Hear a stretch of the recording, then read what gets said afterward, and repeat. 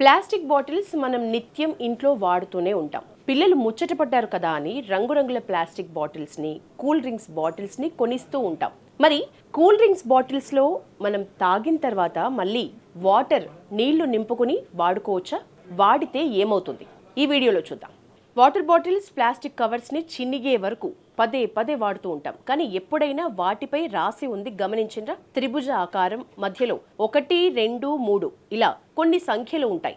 అవి మనకు జాగ్రత్తలు చెప్తున్నాయని తెలుసా? అవేంటంటే 1 పాలీఇథిలీన్ టెరెఫ్థలేట్ లేదా పెట్. ఈ రకం ప్లాస్టిక్ ని నీళ్లు, సోడా పోసుకోవడానికి అనువుగా రూపొందిస్తారు. సాధారణంగా వీటిని వాడటం క్షేమకరమే. అయితే ఈ తరహా ప్లాస్టిక్ బ్యాక్టీరియా వృద్ధి చెందటానికి అనువుగా ఉంటుంది. వదిలించటము కష్టమే అట. అందుకే వీటిని ఒకసారి ఖాళీ చేశాక తిరిగి వాడకపోవటమే మేలు. 2 అపారదర్శక పాలీఇథిలీన్ తో తయారవుతాయి. ఈ ప్లాస్టిక్ కాస్త మందంగా ఉంటుంది. పాల క్యాన్, డిటర్జెంట్ బాటిల్స్ మొదలైన వాటి కోసం వాడతారు. సురక్షితం, బ్యాక్టీరియా పెరగటానికి అనువుగా ఉండవు. కాబట్టి తిరిగి ఎన్నిసార్లైనా వాడుకోవచ్చు.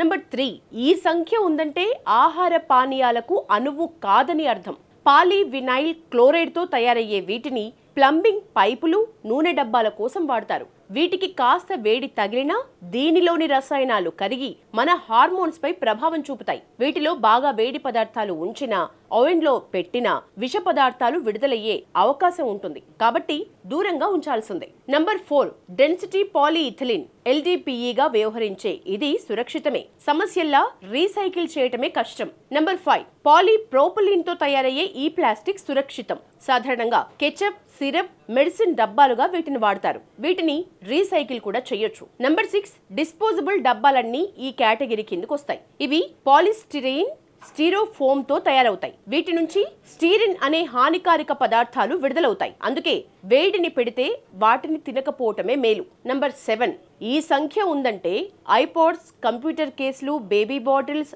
ఆహార పదార్థాలని నిల్వ ఉంచే డబ్బాలుగా గుర్తించాలి. అన్నీ వీటితోనే తయారవుతాయి. వీటిల్లో చాలా వాటిల్లో BPA ఉంటుంది. ఇది నాడీ వ్యవస్థపై ప్రభావం చూపి పిల్లల్లో ప్రవర్తన లోపాలకు దారితీస్తుంది. అందుకే పిల్లలకు సంబంధించిన ఉత్పత్తుల్ని కొనేటప్పుడు దీన్ని చెక్ చేసుకోవటం తప్పనిసరి.